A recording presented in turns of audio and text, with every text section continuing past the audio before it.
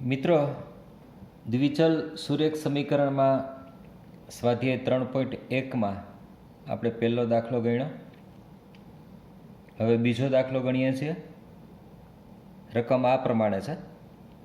Cricket ટીમના પ્રશિક્ષક ₹3900માં 3 બેટ અને 6 દડા ખરીદે છે.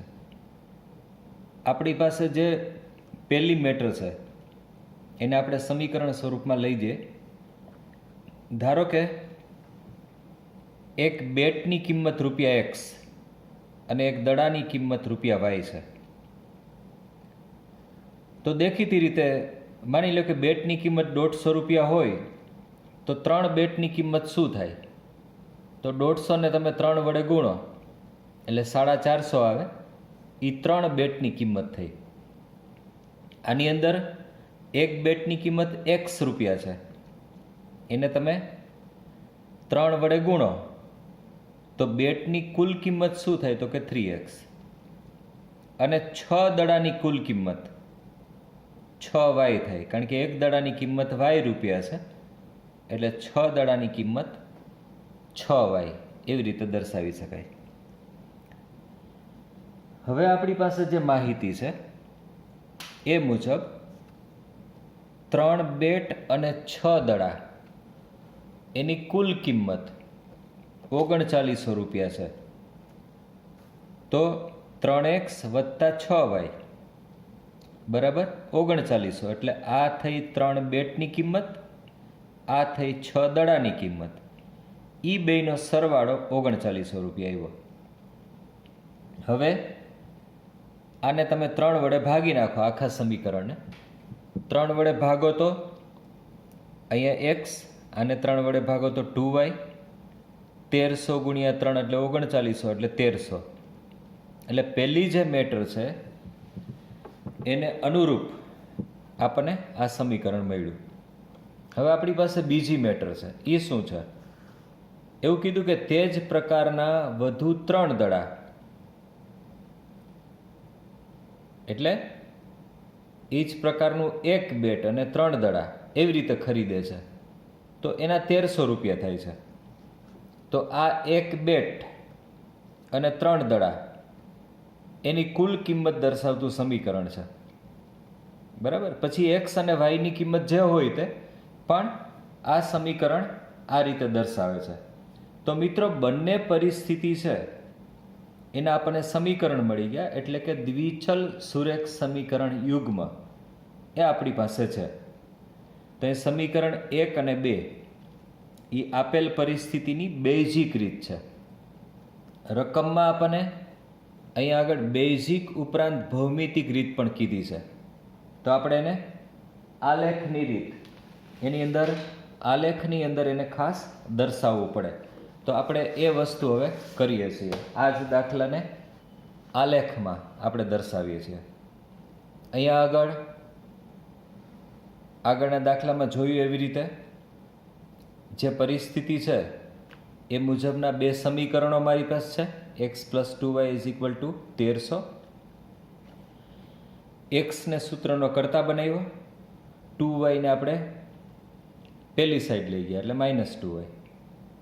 હવે આમાં અલગ અલગ કિંમતો લઈને મેં એમનું એક કોષ્ટક બનાવ્યું છે, કારણ કે આપણે આ સમીકરણોને ભૌમિતિક રીતે દર્શાવવા છે. તો આમાં મેં શું કર્યું? જો Y ની કિંમત 500 લીધી, Y બરાબર હું 500 લઉં તો મને X ની કિંમત શું મળે એ મારે જોવાનું છે. તો X બરાબર આ 1300. આ સમીકરણમાં Y ની જગ્યાએ હું 500 મૂકું છું. આ 500 તો 1300. આ 5 દુ 10 એટલે 1000. તો 1300માંથી 1000 ગયા તો 300. તો X ની કિંમત મને શું મળી? 300. એટલે Y ની કિંમત 500 તો X ની કિંમત 300. બરાબર. એવી જ રીતે તમે X ની કિંમત 900 લ્યો, ત્યાં 9 દુ 18 એટલે 1800. 1300માંથી 1800 બાદ થયા તો -500 બચે. આ પ્રકારે તમારે અલગ અલગ કિંમતો આ સમીકરણના આધારે ગણવાની છે. આવો જ કોઠો મેં બીજા સમીકરણ માટે પણ બનાવી લીધો છે, બરાબર. હવે આની અંદર શું કરીએ એ જુઓ તમે. આપણે આલેખ દોરવો છે, પણ આલેખની અંદર એકમો મેં કયા પ્રકારે લીધા છે એ જરા જોઈ લો તમે. આમાં એક્સ અક્ષ અને વાય અક્ષ, આની અંદર કિંમતો મોટી મોટી છે પત્રમાં. કોષ્ટકની અંદર કિંમતો બહુ મોટી છે. તમે 1 2 3 4 5 6 લેશો તો આવડું આલેખપત્ર પૂરું ના થાય. એટલે તમારે થોડું પ્લાનિંગથી ચાલવું પડે કે ભાઈ કોષ્ટકની અંદર કિંમતો કયા પ્રકારની આવે છે. એ પ્રમાણે અહીંયા મેં શું કર્યું કે 1 સેન્ટીમીટરના અંતરે મેં 100 લઈ લીધા છે. આ 100 200 300 400 500 600 700 એવી રીતે. અમુક કિંમતો માઇનસ છે, હજી મેં માઇનસ કિંમતો અહીંયા લખી નથી, પણ પહેલા ચરણની અંદર વધારે કિંમતો આવે છે એવું મને આમાં લાગે છે. એટલે પહેલું ચરણ છે એ મેં વધારે પડતું લીધું છે. થોડુંક અગાઉથી પ્લાનિંગ કરી. આમાં શું થાય કે કોષ્ટક જ્યારે બની જાય ને ત્યારે તમને કિંમતોનો અંદાજ આવી જાય, કિંમતો કયા પ્રકારની લેવી છે તમારે, બરાબર. અને પછી જ તમે એમાં આગળ વધી શકો. અમુક કિંમતો ઘણી વખત ના પણ લઈ શકાય, પણ બહુ જરૂરી નથી. તમને એમાં શું છે કે કોઈ પણ બે ભિન્ન બિંદુઓ છે ને એ એક રેખા નક્કી કરે. માની લો કે તમે કોષ્ટકની અંદર 3 4 5 બિંદુઓ લીધા, એનું કોષ્ટક બનાવ્યું, પણ એમાંથી આલેખપત્રમાં તમે મિનિમમ 2 બિંદુઓ દર્શાવી દો તો પણ તમારી રેખા દોરી શકાશે આરામથી. એટલે એ કોઈ ચિંતાનો વિષય નથી. તો આની અંદર આપણે કરવાની કોશિશ કરીએ કે આગળ કિંમતો કઈ રીતે લઈ શકાશે. આમાં પહેલી રેખા, આ જે સમીકરણ છે એને હું દર્શાવવાની કોશિશ કરું છું, બરાબર. એ ખાસ તમે પહેલું કોષ્ટક જોતા જજો અને આલેખની સાથે એને મેચ કરતા જાઓ.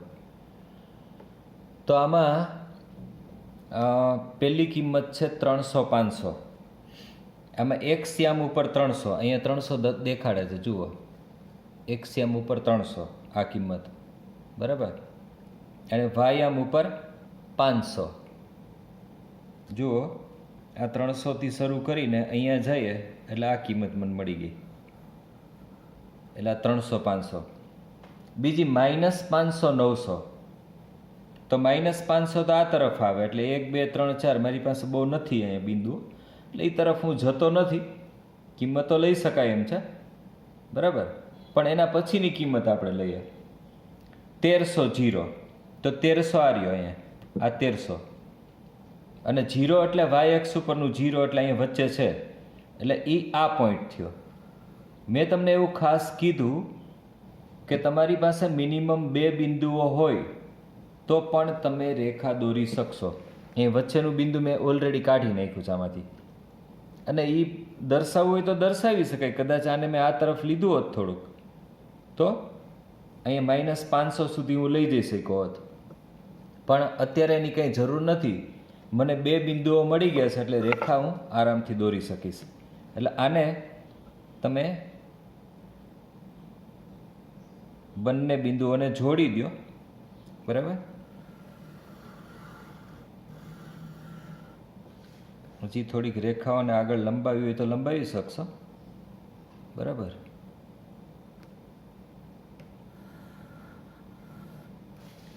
થોડી આ તરફ લંબાવી દો.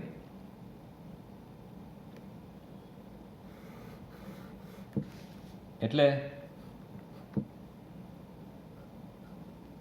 આ એક રેખા થઈ ગઈ. હવે બીજી રેખા તરફ ધ્યાન આપીએ. એમાં પહેલો પોઈન્ટ છે -200 500. લેવો હોય તો લઈએ આપણે એ પોઈન્ટ, અહીંયા લઈ શકાય એમ છે.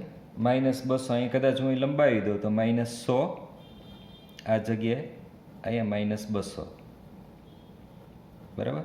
તો આ પોઈન્ટ ક્યાં આવશે? -200 500 એટલે અહીંયા આવ્યો આ જગ્યાએ. પછી 1300 0. તો 1300 0 ફરીથી અહીંયા જ આવ્યો એક જ પોઈન્ટ ઉપર. એનો મતલબ એવો થયો કે રેખાઓ બે છેદે છે. પછી 100 400. આ 100 એક્સ અક્ષ ઉપર વાય અક્ષ ઉપર 400 એટલે આ પોઈન્ટ મળ્યો. એટલે મારી પાસે હવે આને હું જોઈન્ટ કરી દઉં, બરાબર. બંને રેખાઓને આપણે ક્રોસ કરી લેશું.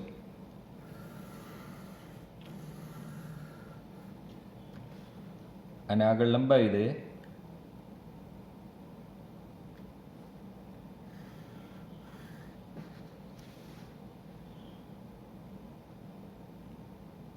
આ પોઈન્ટને પણ આની સાથે સમાવી લઈએ, બરાબર. તો અહીંયા આગળ આપણને બે રેખાઓ મળી ગઈ, બરાબર. તમારે આ પોઈન્ટ અહીંયા દર્શાવો હોય તો દર્શાવી શકો. સમથિંગ લાઈક આ પોઈન્ટ છે એ 300-500 છે, બરાબર. પછી આ પોઈન્ટ છે એ -200-500 છે. આ પોઈન્ટ છે એ 100-400 છે. અને આ પોઈન્ટ તો બંનેમાં કોમન છે એટલે એ છે 1300, બરાબર. જો મિત્રો અહીંયા એક ખૂબીની વાત એ થઈ, આ રેખા છે, ધારો કે એનું નામ શું છે તો કે x + 2y બરાબર 1300 અને x